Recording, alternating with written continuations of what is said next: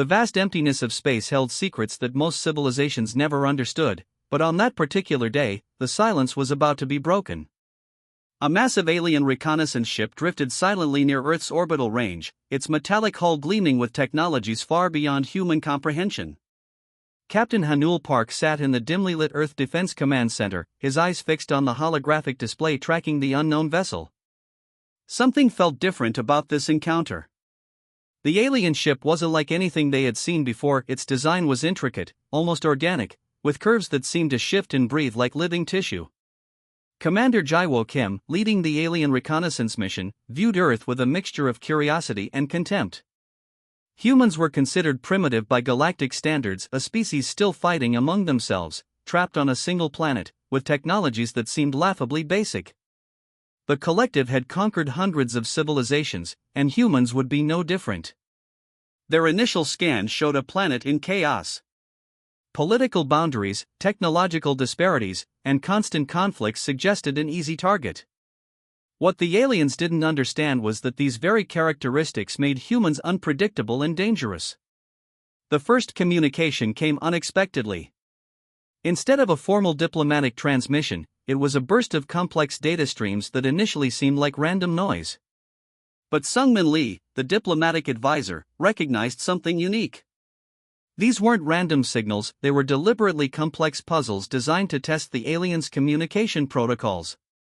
Hanul watched as Sungmin worked, his fingers dancing across quantum interfaces, decoding and re-encoding the alien transmissions. Each response was a carefully crafted message that revealed nothing while simultaneously revealing everything about human adaptability. The alien ship's internal systems began experiencing strange disruptions. Small, almost imperceptible glitches started appearing in their navigation and communication networks. Commander Jaiwo Kim grew increasingly frustrated. These weren't typical system failures, something was systematically probing and testing their technological defenses. What the aliens didn't know was that humans had been preparing for this moment for decades. Underground research facilities, hidden quantum computing centers, and advanced communication networks were now activating in a choreographed dance of technological readiness. Hanul understood something fundamental about this encounter. It wasn't just about military strength or technological superiority. It was about adaptability, creativity, and the human capacity to transform challenges into opportunities. The alien ship's sensors continued scanning Earth, collecting data about human populations, technological infrastructure, and potential weaknesses. But with each scan, human systems were learning, adapting, and preparing their own counter-strategies. Commander Jaiwo Kim made a fatal mistake common to many advanced civilizations. He underestimated humanity's potential. The reports suggested an easy conquest, a simple expansion of the collective's galactic territories. Humans were seen as just another species to be categorized, controlled, and ultimately subjugated. What they didn't realize was that humanity's greatest strength wasn't in its current technological state, but in its ability to rapidly evolve, learn, and overcome seemingly impossible challenges. Every conflict, every technological breakthrough, every global challenge had been preparing humans for this exact moment. As the alien ship continued its silent observation, small teams in hidden facilities around the world were already developing response strategies. Military personnel, scientists, communication experts, and strategic planners were moving with a precision that would soon shock the collective. The first encounter was not about who had the most advanced weapons or the largest fleet. It was about understanding, adaptation, and the fundamental human spirit that refused to be conquered. Hanul Park allowed himself a slight smile. The aliens thought they were watching humans. In reality, humans were already watching them, learning their technologies, understanding their weaknesses, and preparing a response that would echo through galactic history. The stage was set. The first encounter was about to become much more than a simple reconnaissance mission. It was the beginning of a conflict that would redefine humanity's place in the universe. The sky erupted in a brilliant cascade of alien dropships, their metallic forms cutting through Earth's atmosphere like razor-sharp blades. Massive vessels descended over major cities, casting enormous shadows that blocked out sunlight and struck terror into civilian populations. Commander Jaiwo Kim believed victory was inevitable. Thousands of advanced dropships carried specialized combat units designed to neutralize planetary resistance within hours.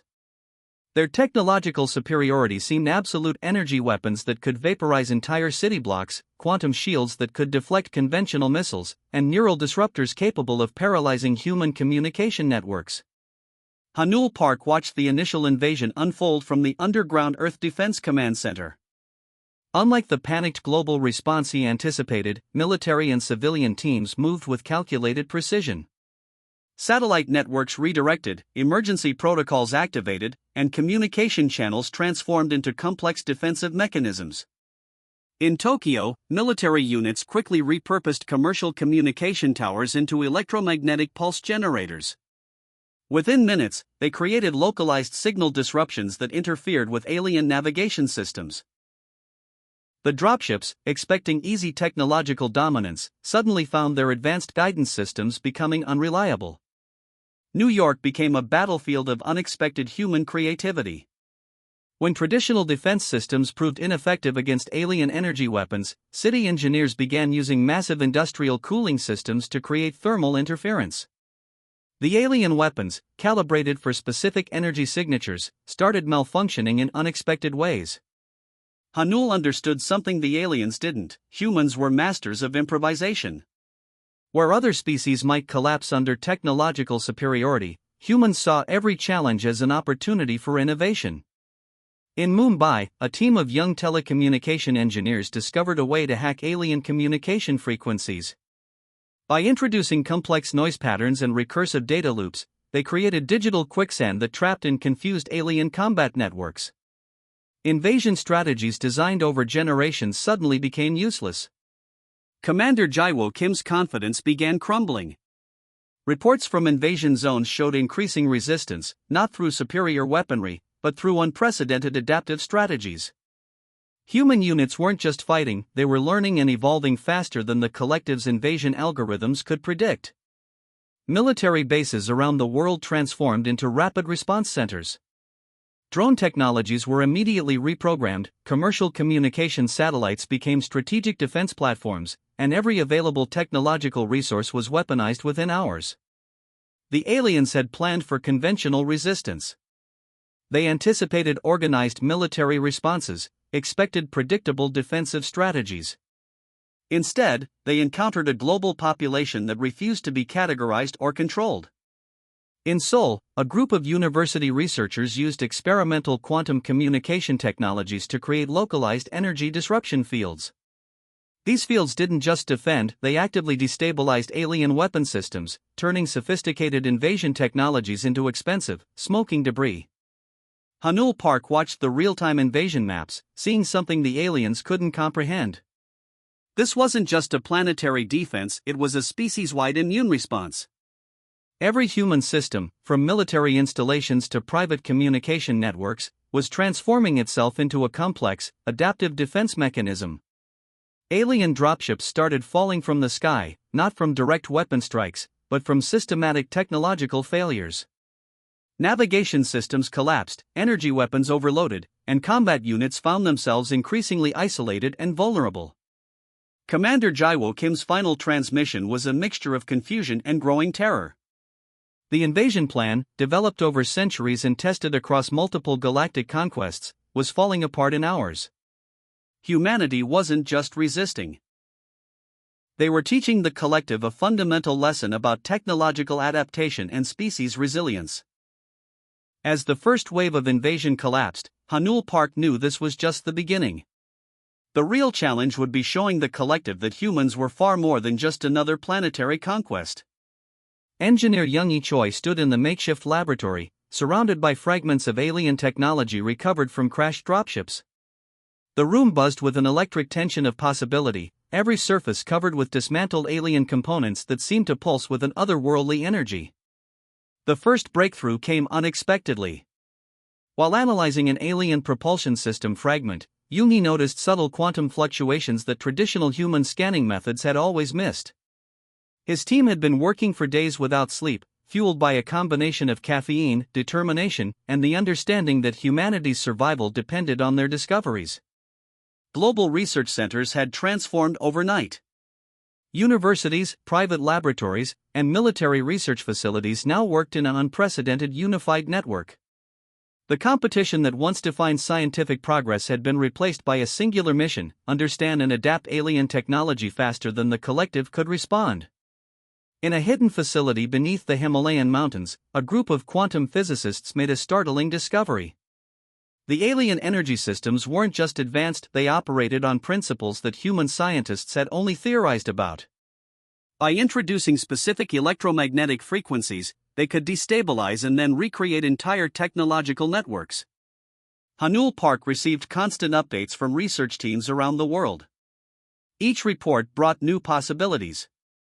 A team in Rio de Janeiro had developed a hybrid communication system that could piggyback on alien quantum frequencies. Another group in Singapore had created nanotechnological interfaces that could temporarily neutralize alien defensive shields. The real magic happened when human creativity met alien technology. Where the collective saw rigid, perfect systems, human engineers saw opportunities for modification. A computer chip designed for navigation became a revolutionary communication device. An energy weapon component was transformed into a breakthrough medical diagnostic tool. Jungi's team worked on what they called the adaptive interface, a technological system that could learn and modify itself in real time. Traditional alien technologies were designed with fixed parameters. Human systems would now be living, breathing networks that could change faster than any invasion algorithm could predict. Military strategists quickly understood that this wasn't just about creating weapons. It was about developing technologies that could think, adapt, and evolve faster than any predetermined system could handle. In underground laboratories, engineers began creating hybrid technologies that defied conventional understanding. Quantum communication systems merged with biological neural networks. Energy generation technologies were redesigned to be simultaneously defensive and offensive. The collective's greatest weakness became apparent: they viewed technology as a fixed system. Humans saw technology as a living, breathing ecosystem of possibility. Every alien component that fell into human hands became a seed of innovation. Satellite networks were repurposed into complex defensive grids. Commercial communication technologies became advanced early warning systems. Even household electronics were transformed into potential defensive tools. Jungi Choi's breakthrough came during a 72-hour continuous research session. By introducing a specific mathematical algorithm into an alien propulsion system fragment, he discovered a way to create energy generation systems that were 500% more efficient than anything previously known. Global communication networks began sharing discoveries in real time. A breakthrough in one laboratory became a global resource within minutes. The collective's technological advantage was being systematically dismantled, not through direct confrontation, but through human creativity and adaptive thinking. Military systems began integrating these new technologies. Defensive shields that could adapt to different energy frequencies. Communication systems that could transform and redirect incoming signals. Weapon technologies that could learn and modify themselves mid-combat. Hanul Park understood this was more than a technological revolution. This was a fundamental reimagining of how technology could exist and operate. The collective had seen technology as a tool. Humans were showing it could be a living, evolving organism. As research continued, one thing became clear: humanity was no longer just defending itself. They were preparing to take the fight to the collective, using technologies that would completely redefine galactic understanding of innovation and adaptation. The psychological battlefield was unlike anything the collective had ever encountered. Where alien species operated with predictable, logical systems, humans introduced chaos, emotion, and unpredictability that defied all strategic calculations. Commander Jaiwo Kim watched in growing horror as human communication networks transformed into something more than just information exchange. They were living, breathing organisms of psychological manipulation that seemed to breathe with collective intelligence. Sungmin Lee, the lead diplomatic strategist, understood humans' greatest weapon was their emotional complexity. While the collective's communication relied on precise mathematical algorithms, human interactions were a storm of contradictions, creativity, and unexpected responses. Psychological warfare teams began developing strategies that targeted the fundamental weaknesses of the alien collective consciousness. They discovered that the aliens couldn't comprehend individual agency. The ability of a single human to make unpredictable choices that could dramatically alter entire strategic scenarios. In captured alien communication logs, human analysts found something shocking. The collective's invasion models were based on species that had uniform responses, predictable social structures, and limited individual creativity. Humans were a complete anomaly. Research teams mapped out the psychological differences. Alien species had hierarchical decision-making processes that were linear and structured. Humans could make complex decisions through networked individual choices that seemed chaotic but were incredibly effective. Global communication networks became a massive psychological weapon. Social media platforms, previously seen as entertainment tools, transformed into sophisticated information warfare systems. Memes, cultural references, and rapid communication became methods of psychological disruption. Hanul Park watched as human teams created complex psychological profiles of alien command structures. They didn't just analyze technological weaknesses, they understood the emotional and psychological vulnerabilities of the entire collective. Disinformation campaigns were launched that didn't just spread false information, but created entire narrative ecosystems that confused and destabilized alien decision-making processes. Each piece of information was carefully crafted to introduce doubt, create internal conflicts, and challenge the collective's fundamental understanding of reality. Alien communication networks began experiencing strange anomalies. Information flows that once seemed perfectly predictable now contained unexpected emotional layers, cultural references, and psychological trigger points that their systems couldn't process. The most brilliant strategy emerged from understanding that the collective viewed emotions as weaknesses. Humans transformed their emotional complexity into a weapon. Where aliens saw vulnerability, humans found strength in their ability to feel, adapt, and respond with incredible resilience. Psychological warfare teams developed communication protocols that were deliberately complex and emotionally layered.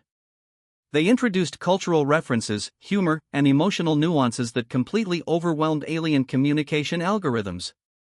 In captured alien strategic documents, human analysts found a fundamental misunderstanding. The collective believed technological superiority guaranteed victory. Humans were proving that psychological adaptability was the true measure of a species' strength. Military strategists realized they weren't just fighting a technological war.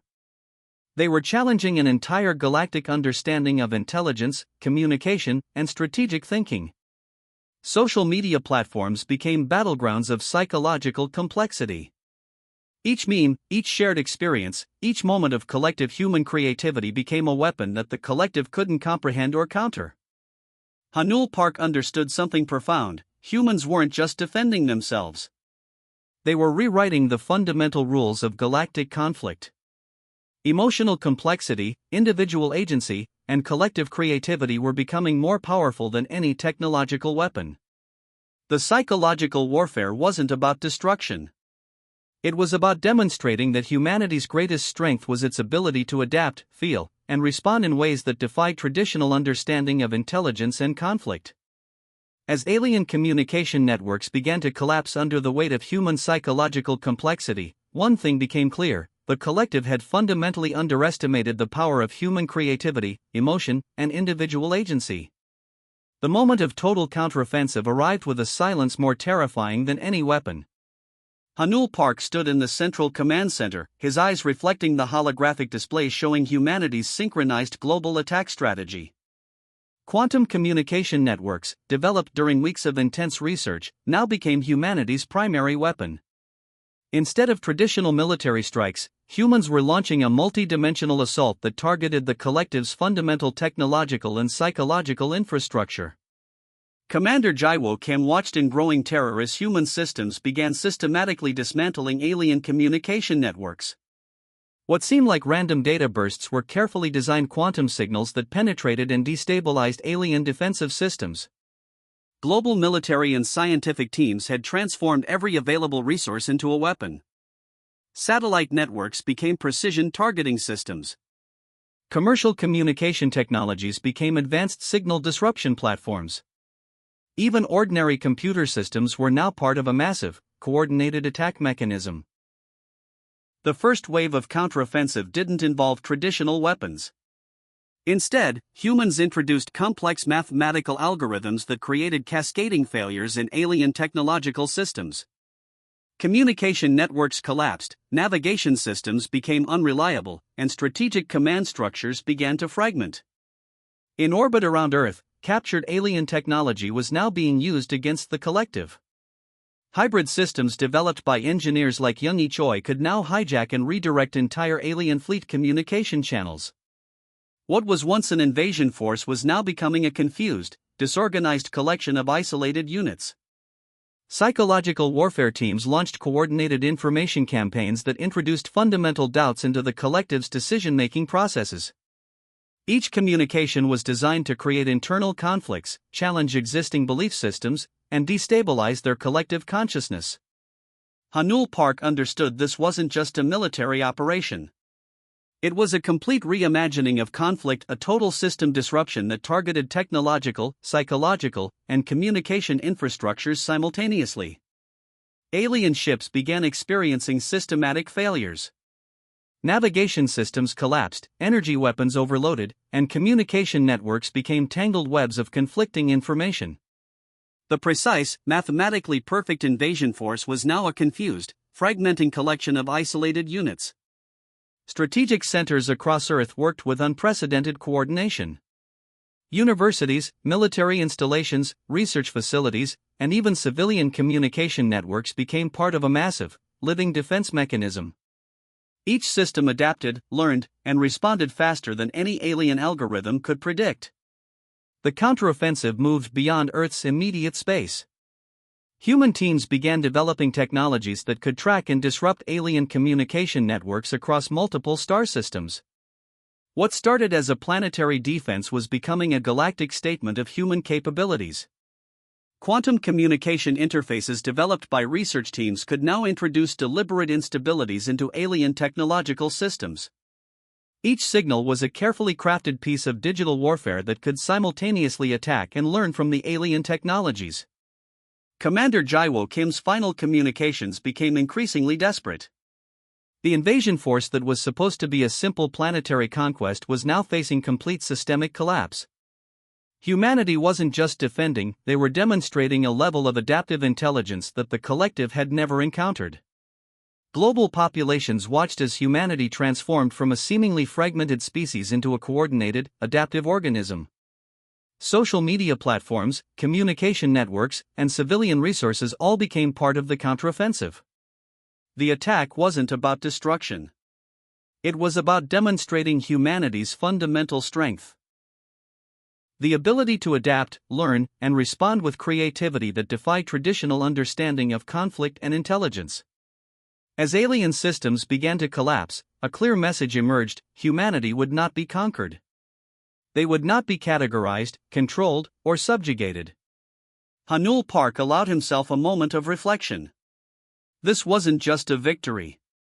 It was a fundamental reimagining of humanity's place in the universe.